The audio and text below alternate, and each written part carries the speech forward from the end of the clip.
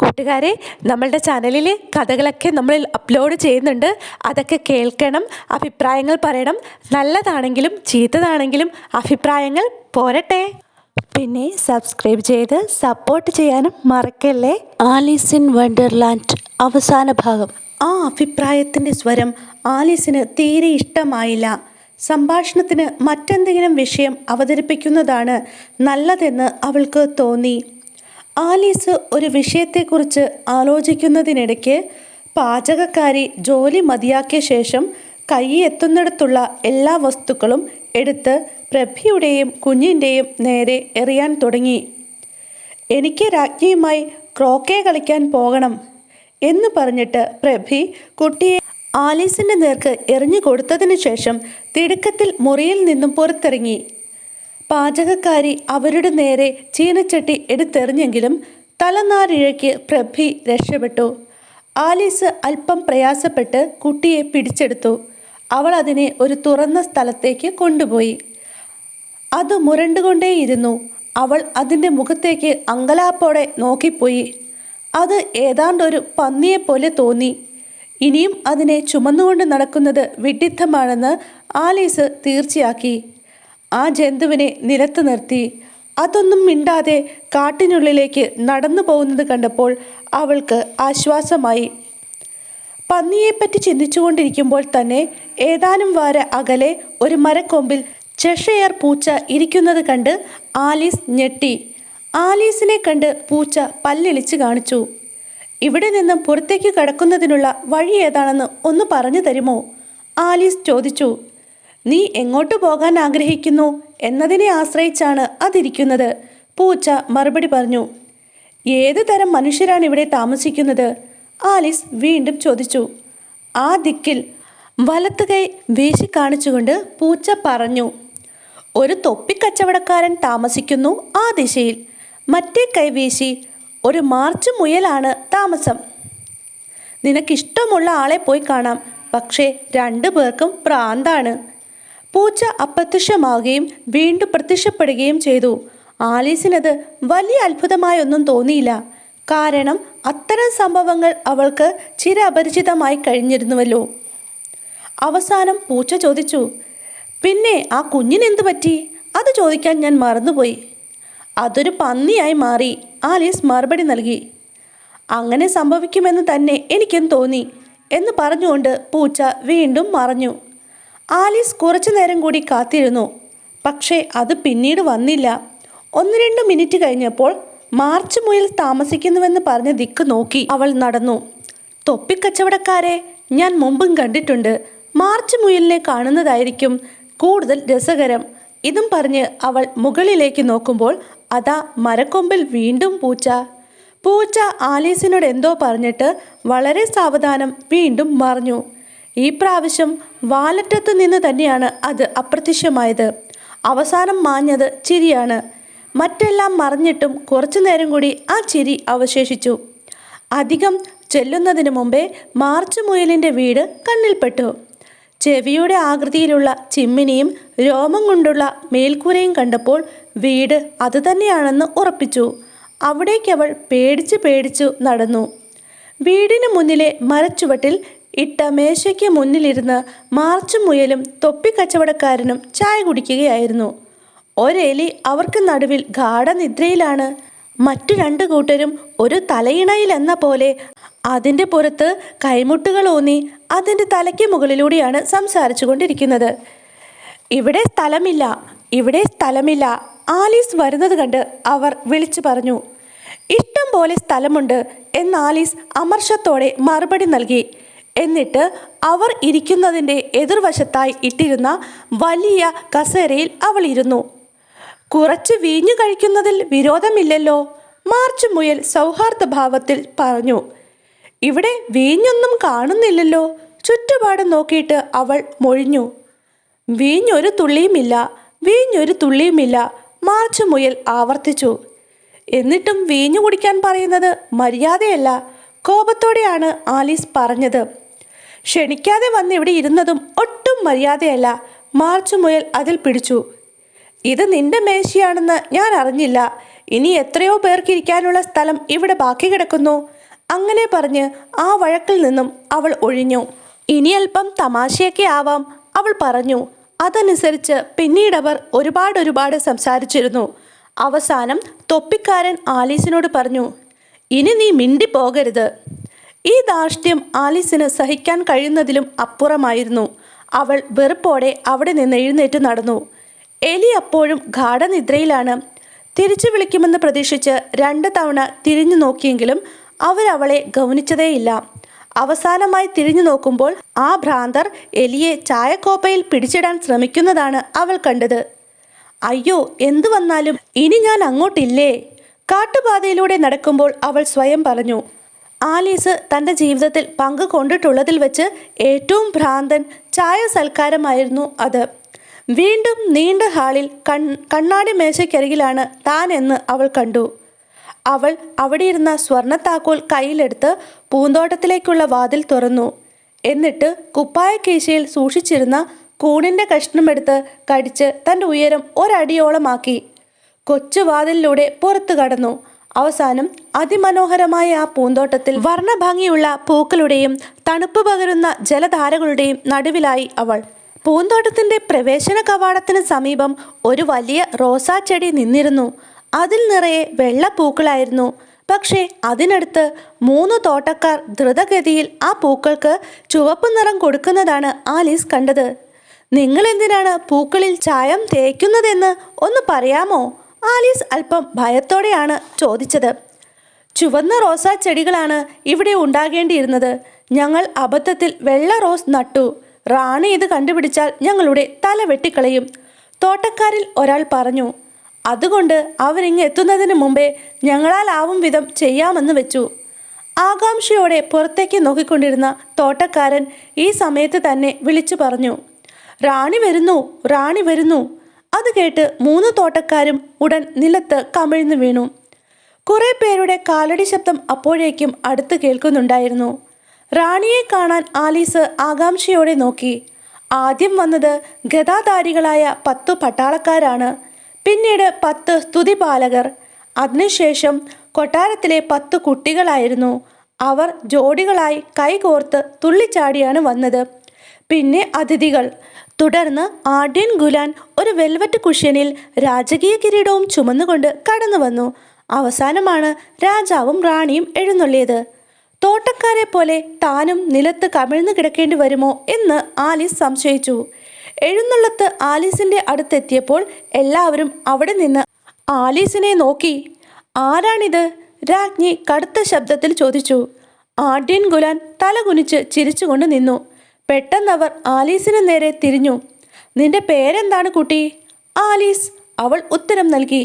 ഇവരൊക്കെ ആരാണ്? റോസാ ചെടിയുടെ കീഴിൽ കമിഴ്ന്നു കിടക്കുന്ന തോട്ടക്കാരെ ചൂണ്ടി രാജ്ഞി ചോദിച്ചു. എനിക്കെങ്ങനെ അറിയാം? അതെൻ്റെ ജോലിയല്ല, ആലീസ് പറഞ്ഞു. അത്രയും പറയാനുള്ള ധൈര്യമുണ്ടായതിൽ അവൾ അത്ഭുതപ്പെട്ടു. കോപം കൊണ്ട് റാണിയുടെ മുഖം ചുമന്നു. ഒരു വന്യമൃഗത്തെ പോലെ അവളെ തുറച്ചു നോക്കിയിട്ട് അവർ അലറി, ഇവളുടെ തല വെട്ടിക്കളയൂ. ഓ പിന്നെ വിഡ്ഢിത്തം പറയാതെ, വളരെ ഉച്ചത്തിൽ ഉറച്ച ശബ്ദത്തോടെ ആലീസ് തിരിച്ചു പറഞ്ഞതോടെ റാണി നിശബ്ദയായി. രാജാവ് ആലീസിനെ രക്ഷിക്കാനെന്ന പോലെ കടന്നു വന്ന് സൗമ്യനായി പറഞ്ഞു, പോട്ടെ റാണി, ഇവളൊരു കൊച്ചുകുട്ടിയല്ലേ. രാജ്ഞി കോപത്തോടെ മുഖം തിരിച്ചിട്ട് ഗുലാനോട് ആജ്ഞാപിച്ചു, ഇവരെ തിരിച്ചിടൂ. ഗുലാൻ ശ്രദ്ധാപൂർവം ഒരു കാലുകൊണ്ട് തോട്ടക്കാരെ മറിച്ചിട്ടു. എഴുന്നേൽക്കൂ. അവരെ കണ്ടതും ഉറക്കെ ചെവി തുളയ്ക്കുന്നത് പോലെ റാണി കൽപ്പിച്ചു.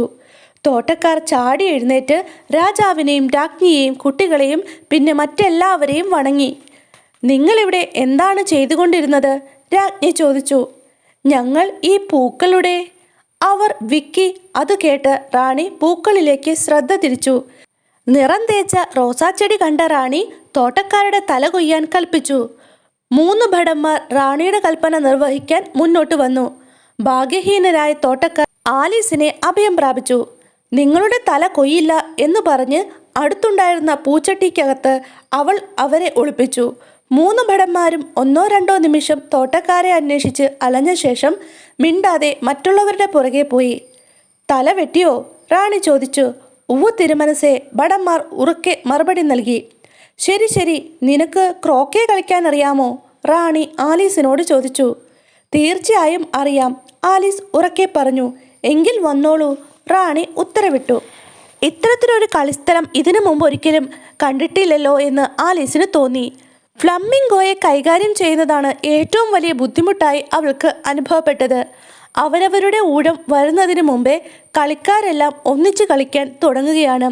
ആലീസ് ആകെ അസ്വസ്ഥയായി. ആരും കാണാതെ അവിടെ നിന്ന് രക്ഷപ്പെടാൻ വല്ല വഴിയുമുണ്ടോ എന്ന് ആരായാൻ ചുറ്റുപാടും നോക്കവേ വിചിത്രമായ ഒരു ദൃശ്യം ആ അന്തരീക്ഷത്തിൽ അവൾ കണ്ടു. 1-2 നിമിഷം കഴിഞ്ഞപ്പോൾ അത് ചെഷയർ പൂച്ചയാണെന്ന് അവൾക്ക് മനസ്സിലായി. അവർ സംസാരിച്ചു തുടങ്ങി. രാജാവ് അത് കണ്ടു. നീ ആരോടാണ് സംസാരിക്കുന്നത്?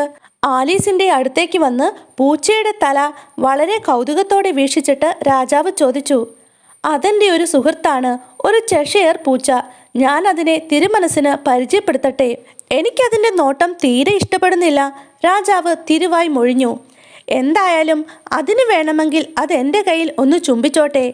എനിക്ക് വേണ്ട, പൂച്ച വിസമ്മതം അറിയിച്ചു. അധിക പ്രസംഗം വേണ്ട, രാജാവ് പറഞ്ഞു.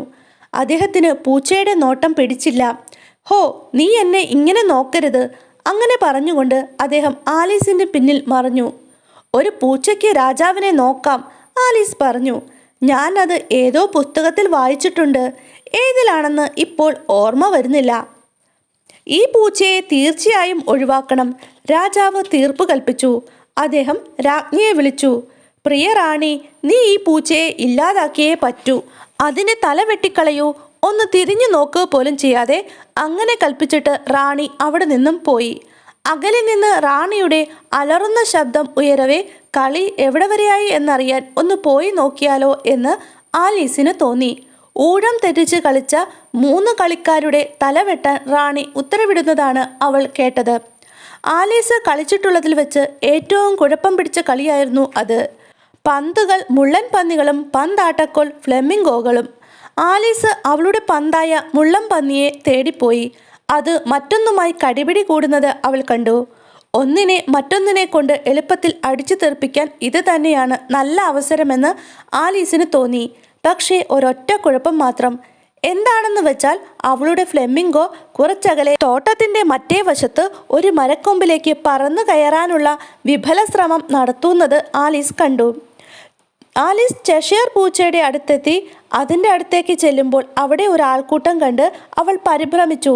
ചെഷയർ പൂച്ചയുടെ തല മാത്രമേ അവിടെ പ്രത്യക്ഷപ്പെട്ടിരുന്നുള്ളൂ. ആരാച്ചാരും രാജ്ഞിയും രാജാവും തമ്മിൽ അവിടെ വലിയ തർക്കം നടക്കുകയാണ്. വെട്ടിമാറ്റുവാൻ ഒരു ഉടലില്ലാത്തിടത്തോളം തല വെട്ടിമാറ്റാൻ ആർക്കും സാധ്യമല്ലെന്നായിരുന്നു ആരാച്ചാരുടെ വാദം.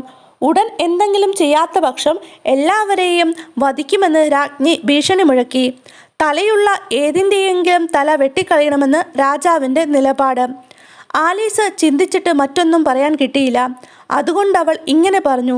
ഇത് പ്രഭിയുടെ പൂച്ചയാണ്, അതുകൊണ്ട് അവരോട് ചോദിക്കുന്നതാണ് നല്ലത്. അവൾ ജയിലിലാണ്, പോയി അവളെ കൊണ്ടുവാ. രാജ്ഞി പറഞ്ഞത് കേട്ട ഉടനെ ആരാച്ചാർ അമ്പ് പോലെ പാഞ്ഞു. ആരാച്ചാർ പോയ ഉടനെ പൂച്ചയുടെ രൂപം മായാൻ തുടങ്ങി. പ്രഭിയുമായി അയാൾ വന്നെത്തുമ്പോഴേക്കും പൂർണ്ണമായും അത് മാഞ്ഞു കഴിഞ്ഞിരുന്നു. രാജാവും ആരാച്ചാരും പൂച്ചയെ തേടി അങ്ങോട്ടും ഇങ്ങോട്ടും ഓടി. ബാക്കിയുള്ളവരാകട്ടെ കളിയിൽ പങ്കെടുക്കാനായി മടങ്ങിപ്പോയി. എൻ്റെ കുട്ടി, നിന്നെ വീണ്ടും കണ്ടപ്പോൾ എനിക്കെന്ത് സന്തോഷമായെന്നോ. ആലീസിൻ്റെ കൈ കോർത്തു പിടിച്ചുകൊണ്ട് നടക്കുന്നതിനിടയിൽ പ്രഭി സ്നേഹത്തോടെ പറഞ്ഞു. പ്രഭിയെ ഇത്രയധികം ഉല്ലാസവതിയായി കണ്ടതിൽ ആലീസിനും സന്തോഷം തോന്നി. എങ്കിലും അവരോട് അത്ര ചേർന്ന് നടക്കുന്നതിന് അവൾ ഇഷ്ടപ്പെട്ടില്ല. ഒന്നാമത്തേത് അവരുടെ രൂപം അത്രമേൽ വികൃതമായിരുന്നു. രണ്ടാമതായി അവരുടെ താടിയെല്ല് ആലീസിൻ്റെ ചുമലിൽ ചേർത്ത് വയ്ക്കാൻ തക്ക ഉയരമേ അവർക്കുണ്ടായിരുന്നുള്ളൂ. താടിയെല്ലാകട്ടെ അസാധാരണമാംവിധം കൂർത്തതും. അതവൾക്ക് അസ്വസ്ഥതയുണ്ടാക്കി. എങ്കിലും പരുഷമായി പെരുമാറാൻ അവൾ ഇഷ്ടപ്പെട്ടില്ല. അതുകൊണ്ടവൾ അത് സഹിച്ചു. അവർ സംസാരിച്ചുകൊണ്ട് നടന്നു. പക്ഷേ ആലീസിനെ അത്ഭുതപ്പെടുത്തിക്കൊണ്ട് പ്രഭിയുടെ സംസാരം നിന്നു. ആലീസിൻ്റെ കൈകളിൽ പിടിച്ചിരുന്ന അവരുടെ കൈ വിറയ്ക്കാൻ തുടങ്ങി.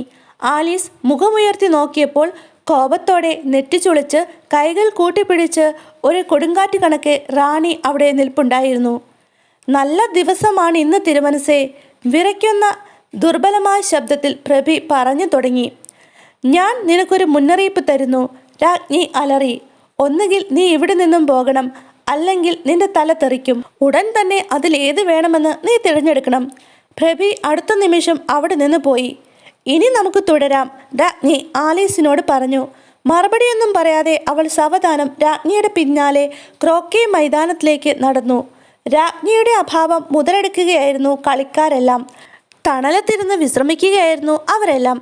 രാജ്ഞി വരുന്നത് കണ്ടപ്പോൾ അവർ വീണ്ടും തിരക്കിട്ട് കളി തുടങ്ങി. കളി അവസാനിപ്പിച്ച നിമിഷം റാണി ആലീസിനോട് ചോദിച്ചു, നീ കടലാമയെ കണ്ടിട്ടുണ്ടോ? ഇല്ല, ആലീസ് പറഞ്ഞു. എങ്കിൽ പോയി കാണണം. കടലാമ അവൻ്റെ ചരിത്രം നിന്നോട് പറയും, രാജ്ഞി പറഞ്ഞു. അല്പസമയത്തിനുള്ളിൽ വെയിലത്ത് കിടന്നുറങ്ങിയിരുന്ന ഗ്രിഫോണിൻ്റെ അരികിലെത്തി. ആ മടിയനോട് ആലീസിനെ വ്യാജ കടലാമയുടെ അടുത്തേക്ക് കൂട്ടിക്കൊണ്ടു പോകാൻ രാജ്ഞി നിർദ്ദേശിച്ചു. അതിനുശേഷം ആലീസിനെ ഗ്രിഫോണിൻ്റെ ഒപ്പം വിട്ടിട്ട് അവർ മടങ്ങിപ്പോയി. കാലുകൾ അമർത്തി ചവിട്ടി കാണുന്നവരെയെല്ലാം തലവെട്ട് എന്ന് അലറി വിളിച്ച് നടക്കുന്ന രാജ്ഞിയെപ്പറ്റി ഗ്രിഫോൺ ആലീസിനോട് തമാശ പറഞ്ഞു. ഗ്രിഫോണും ആലീസും വ്യാജ കടലാമയ്ക്കരികിലെത്തി. കടലാമ ഒരു പാറപ്പുറത്ത് ദുഃഖത്തോടെ തനിച്ചിരിക്കുകയായിരുന്നു. അതിൻ്റെ വലിയ കണ്ണുകളിൽ കണ്ണുനീർ നിറഞ്ഞിരുന്നു. എന്നിട്ടും അവനൊന്നും മിണ്ടിയില്ല. വ്യാജ കടലാമയുടെ കഥ കേൾക്കണമെന്ന് നിർബന്ധിച്ചപ്പോൾ അത് കഥ പറഞ്ഞു തുടങ്ങി. പിന്നീട് അവർ വളരെ നേരം സംസാരിച്ചു. പാട്ട് പാടുകയും നൃത്തം ചെയ്യുകയും ചെയ്തു. വ്യാജ കടലാമ പാട്ടിൻ്റെ കോറസ് വീണ്ടും പാടാൻ ആരംഭിക്കവേ അവർ അകലെ ഒരു ശബ്ദം കേട്ടു. വിചാരണ ആരംഭിക്കുന്നു. വരൂ പോകാം, ഗ്രിഫോൺ പറഞ്ഞു. പാട്ട് തീരുന്നതുവരെ കാത്തു നിൽക്കാതെ ഗ്രിഫോൺ ആലീസിൻ്റെ കൈപിടിച്ച് വേഗത്തിൽ ഓടി. ആദ്യൻ രാജാവും രാജ്ഞിയും സിംഹാസനങ്ങളിൽ ആസനസ്ഥരായി കഴിഞ്ഞിരുന്നു. മുമ്പിൽ ഗുലാൻ ചങ്ങല കൊണ്ട് ബന്ധിക്കപ്പെട്ട നിലയിൽ. ഇരുവശങ്ങളിലും ഭടന്മാർ കാവൽ നിന്നിരുന്നു. രാജാവിൻ്റെ അടുത്ത് ഒരു കൈയിൽ കാഹളവും മറുകൈയിൽ തുകൽ ചുരുളുമായി വെള്ളമുയലാണ് നിന്നിരുന്നത്.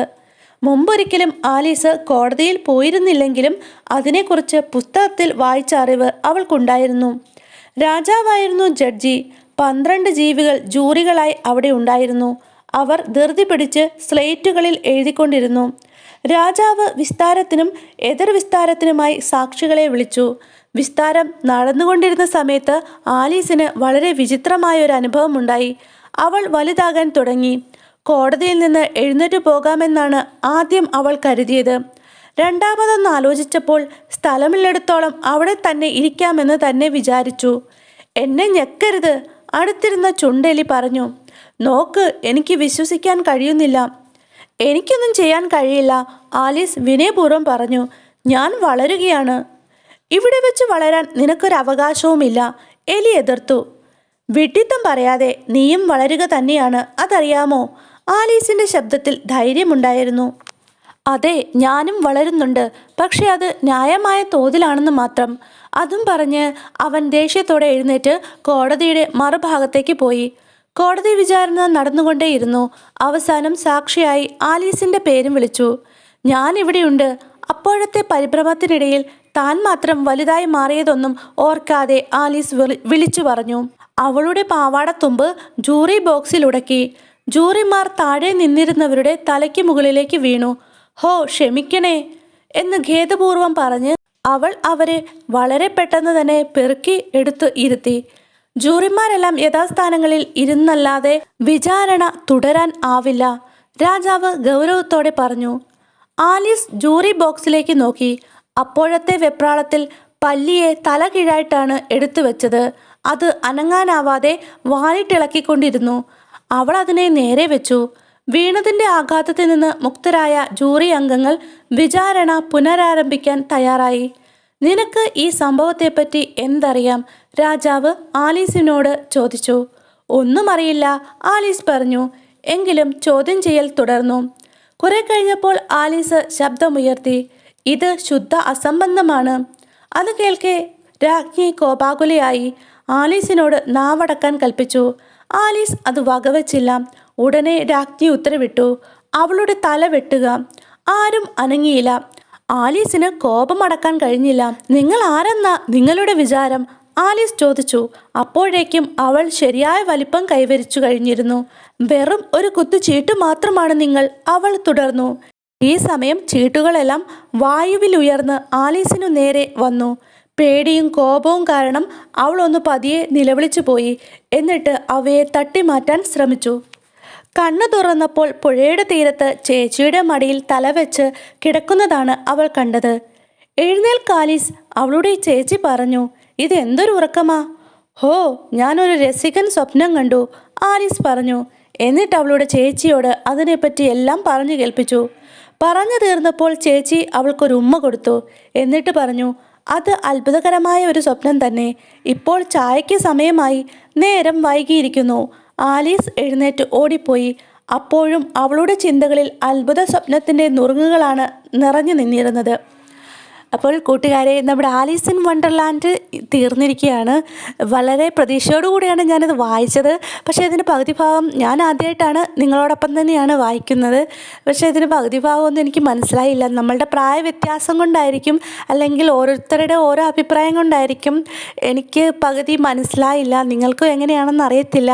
നല്ലതാണേലും ചീത്തയാണേലും നമ്മുടെ കഥകളുടെ അഭിപ്രായങ്ങൾ എന്തെങ്കിലും മാറ്റം വരുത്തണമെങ്കിൽ അതെല്ലാം ഒന്ന് പറയണം, കമൻറ്റിലൂടെ പറഞ്ഞാൽ മതി. അതുപോലെ നല്ല നല്ല കഥകളുണ്ടെങ്കിൽ നിങ്ങൾക്ക് സജസ്റ്റ് ചെയ്യാം. നമുക്ക് കിട്ടുവാണെങ്കിൽ നമുക്ക് അവതരിപ്പിക്കാം. Okay, by.